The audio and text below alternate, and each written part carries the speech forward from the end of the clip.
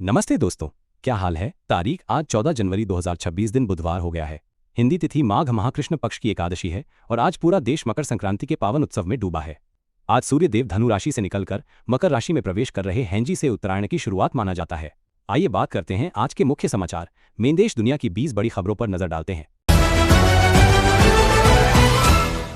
आज की सबसे बड़ी और शुभ खबर, देश भर में मकर संक्रांति का पर्व मनाया जा रहा है। इस बार सूर्य का मकर राशि में प्रवेश दोपहर के 3:13 पर हो रहा है, इसलिए महापुण्य काल दोपहर 3:13 से शाम 4:58 तक रहेगा। संगम तट से लेकर गंगा के विभिन्न घाटों पर सुबह से ही श्रद्धालुओं का रेला उमड़ा हुआ है। आज के दिन दान स्नान और तिल गुड़ के सेवन का विशेष महत्व है। उत्तर भारत में इसे खिचड़ी तो दक्षिण में पोंगल के रूप में मनाया जा रहा है। आसमान की ओर देखिए दोस्तों, गुजरात और राजस्थान के आसमान आज रंग बिरंगी पतंगों से पटे पड़े हैं। अहमदाबाद, जयपुर और जोधपुर में छतों पर लटकाए पोछे और वो काटा की गूंज सुनाई दे रही है। इस बार पतंग महोत्सव में विकसित भारत की थीम वाली पतंगे मुख्य आकर्षण है। प्रशासन ने परिंदों की सुरक्षा के लिए चाइनीज मांझे पर सख्त प्रतिबंध लगाया है। ये रहा आसमान में उड़ता हुआ हिंदुस्तान। सरकारी नौकरी की तैयारी करने वाले युवाओं के लिए बड़ी खबर। संघ लोक सेवा आयोग यानी यूपीएससी आज सिविल सेवा परीक्षा 2026 का आधिकारिक नोटिफिकेशन जारी करने वाला है। इसके साथ ही आज से ही आवेदन प्रक्रिया भी शुरू हो जाएगी। इस बार रिक्तियों की संख्या बढ़ने की उम्मीद जताई जा रही है। इच्छुक उम्मीदवार यूपीएससी की आधिकारिक वेबसाइट पर जाकर पूरी डिटेल चेक कर सकते हैं। ये रहा करियर का बड़ा अपडेट। आज मकर संक्रांति के साथ साथ शक्तिला एकादशी का भी दुर्लभ संयोग बना है। करीब 23 साल बाद ऐसा हो रहा है जब ये दोनों पर्व एक ही दिन पड़े हैं। एकादशी होने के कारण आज चावल का सेवन वर्जित माना गया है, इसलिए कई जगहों पर संक्रांति की पारंपरिक खिचड़ी आज के बजाय कल यानी 15 जनवरी को पकाई जाएगी। आज भगवान विष्णु की तिल से पूजा करने और तिल का दान करने से विशेष फल की प्राप्ति होगी। चलिए बढ़ते हैं अगली खबर की ओर। त्योहार की गर्मी के बीच मौसम का मिजाज अभी भी सर्द बना हुआ है। उत्तर भारत के कई राज्यों में आज भी घना कोहरा छाया रहा।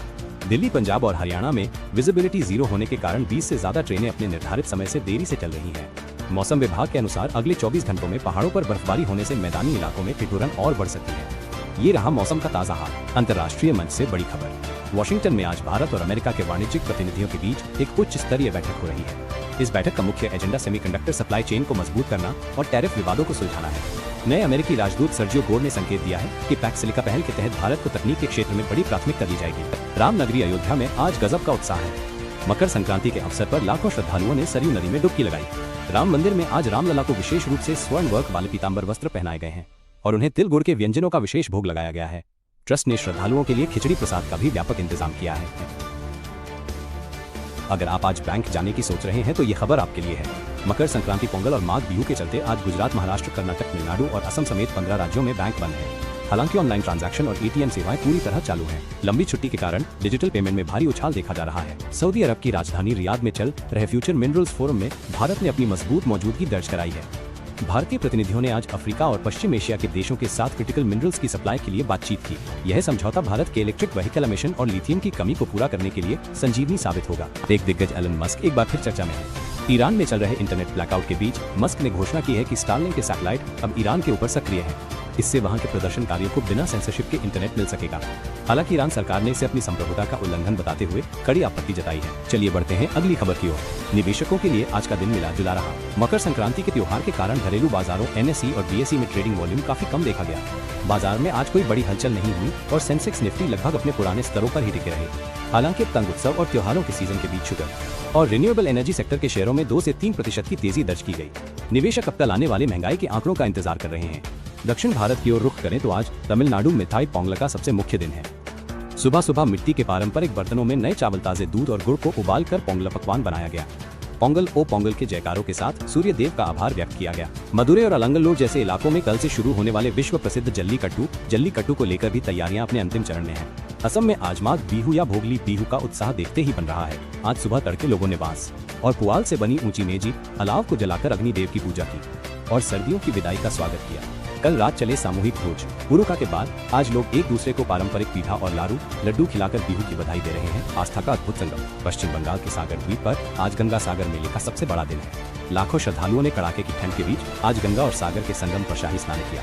मान्यता है कि आज के दिन यहाँ स्नान करने से सारे पाप धुल जाते हैं। बंगाल सरकार ने इस बार ग्रीन मेला पहल के तहत प्लास्टिक पर पूरी तरह प्रतिबंध लगाया है और सुरक्षा के लिए 5000 से अधिक सीसीटीवी कैमरों से निगरानी की जा रही है। चलिए बढ़ते हैं अगली खबर की ओर। खेल के मैदान से बड़ी खबर। विमेंस प्रीमियर लीग में आज का मुकाबला बेहद रोमांचक होने वाला है। नवी मुंबई के डीवाई पाटिल स्टेडियम में यूपी वॉरियर्स और दिल्ली कैपिटल्स की टीमें आमने सामने होंगी। दिल्ली की टीम कल की हार को भुलाकर वापसी करना चाहेगी, वहीं यूपी की नजरें जीत की लय बरकरार रखने पर होंगी। मैच शाम 7:30 बजे शुरू होगा और स्टेडियम में प्रशंसकों की भारी भीड़ जुटने की उम्मीद है। हॉलीवुड से एक वायरल खबर। हल्क फेम अभिनेता मार्क रफालो का एक नया वीडियो आज इंटरनेट पर तहलका मचा रहा है। इस वीडियो में उन्होंने ट्रंप प्रशासन की नीतियों और जलवायु परिवर्तन पर बहुत तीखी प्रतिक्रिया दी है।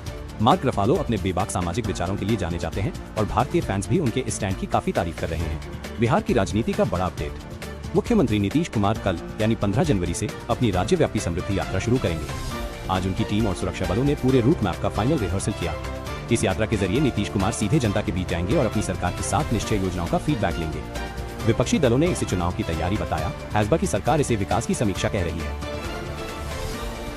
भविष्य की तकनीक पर रिलायंस जियो का बड़ा धमाका। रिलायंस इंडस्ट्रीज के भीतर चल रही 6G रिसर्च को लेकर आज एक महत्वपूर्ण प्रेजेंटेशन की जानकारी लीक हुई है। इसके मुताबिक जियो 2028 तक भारत में 6G सेवाओं के कमर्शियल लॉन्च का लक्ष्य लेकर चल रहा है।